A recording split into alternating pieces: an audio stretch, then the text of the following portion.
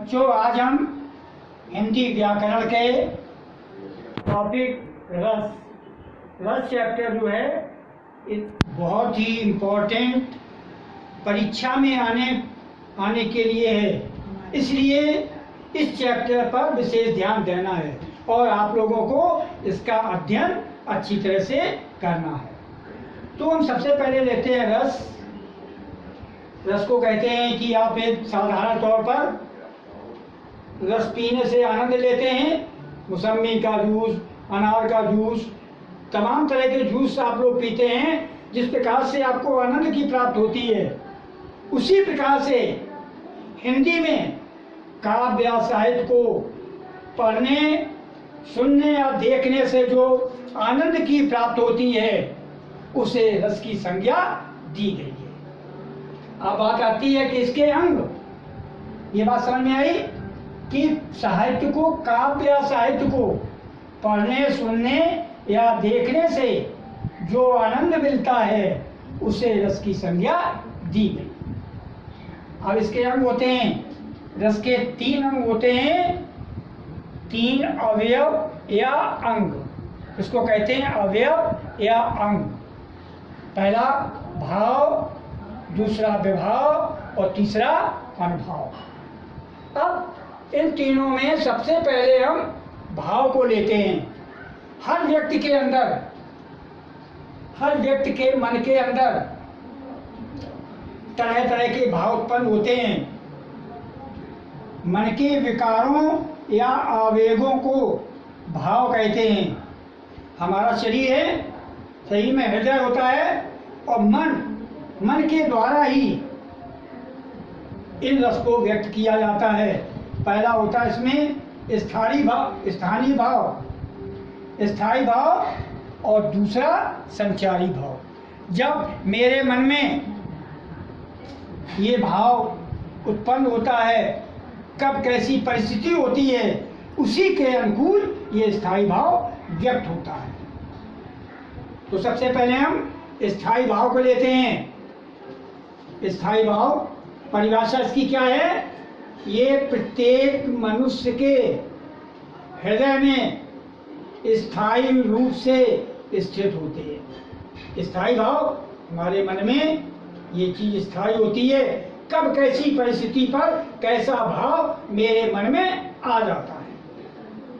कोई भी मनुष्य इससे वंचित नहीं है, चाहे वो गरीब हो, चाहे अमीर हो, चाहे मध्यम वर्ग का हो, चाहे निम्न वर्ग का हो, चाहे उच्च वर्ग का हो, सभी व्यक्ति के मन में ये भाव उत्पन्न होता है, हृदय में उपस्थित होता है। आप कहते हैं कि कोई भी मनुष्य इससे वंचित नहीं है। ये संख्या में 9 प्रकार के होते हैं। ये संख्या में 9 प्रकार के होते हैं। सबसे पहले रति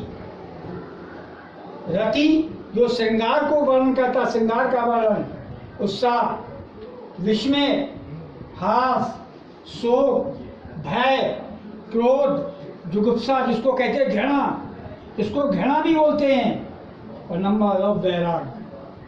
ये हमारे खास ये जो भाव होते हैं कि हमारे मन में जब कहीं जाते हैं, शरीर में नए कपड़े पहनते हैं, श्रृंगार करते हैं, तो उसको रति, उसका स्थायी भाव रति आ जाता है।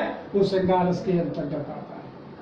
और कभी कभी क्या होता है, उत्साह, हमारे मन में उत्साह जागृत हो जाता है और उत्साह में हम ऊंची चढ़ाई चढ़ते चले जाए, इतना उत्साह बढ़ता है। और कभी विस्मय छा जाता है, कोई चीज ऐसी देख लेते हैं, अचंभित हो जाते हैं। और कभी कभी हास, कोई चीज ऐसी दिखा जाती है तो हम लोग बहुत तेज हंसते हैं। हंसी या कोई देखा, जोकर देख लिया, या कभी और इस तरह की कोई चीजें देख लेते हैं तो हंसी आती है, वो भाव उत्पन्न हो जाता है। शोक का भाव मन में व्यक्त होता है। कब? जब कोई शोक वाली, कभी किसी व्यक्ति की मृत्यु हो जाती है तो वहां पर वातावरण एकदम कैसा होता, शोक में छा जाता है। और नंबर 6 भय क्या होता है? कोई ऐसी चीज दिखाई, शेर दिखा गया या बड़ा कोई जानवर दिखा गया तो एक भय का ये रूप दिखाई देता है।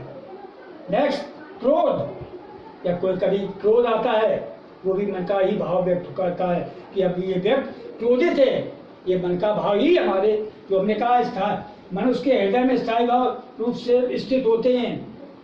वही भाव हमारा कभी भय का भी आ जाता है, क्रोध का भी आ जाता है, और कभी कभी घृणा।